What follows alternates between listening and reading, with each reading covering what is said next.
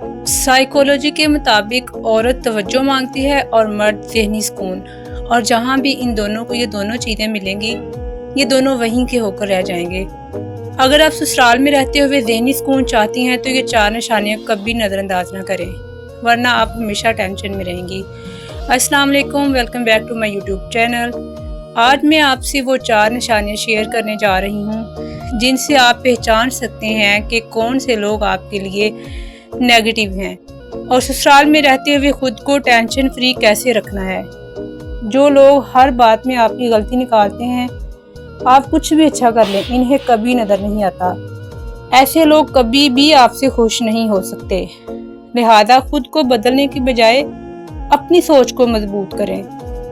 Number 2, जो लोग आपकी खुशी से खुश नहीं होते ना, बल्कि वो अपने अंदर ही जलते रहते हैं। आपकी कामयाबी इन्हें बर्दाश्त नहीं होती, आपकी कोई खुशी इनको बर्दाश्त नहीं होती।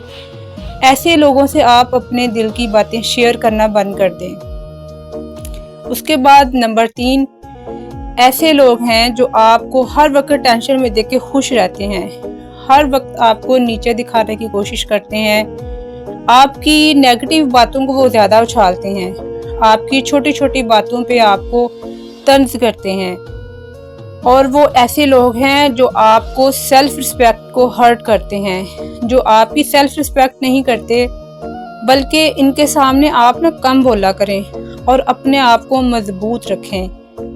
नंबर 4 पे वो लोग हैं जो आपकी हर बुराई पे, हर दुख पे खुश होते हैं। जो लोग आपकी बात को समझने की बजाय ना हमेशा आपकी बात का गलत मतलब निकालते हैं और आपकी हर बात को लड़ाई में बदल देते हैं। आप 100 सफाइयाँ भी दे लें ना अपनी, तो वो आपकी बात को लड़ाई में ही बदलेंगे। आप ऐसे लोगों से फासले में रहना शुरू कर दें। फासले से रहेंगे तो आपको सुकून मिलेगा। और सबसे आखिर में आपके लिए मेरी तरफ से ना एक मशवरा समझ लें या मेरा ज़ाती तजर्बा समझ लें। आप याद रखें, आप हर किसी को खुश नहीं कर सकती, और ना ही ये आपकी जिम्मेदारी है, बल्कि आप अपनी इज्जत नफ्स और सुकून को सबसे ज़्यादा अहम रखें। आप इस तरह से खुश रहेंगी। खामोशी, सब्र और डिस्टेंस, यही आपके लिए सबसे बड़ी ताकत है। अगर आपको ये मेरी वीडियो अच्छी लगे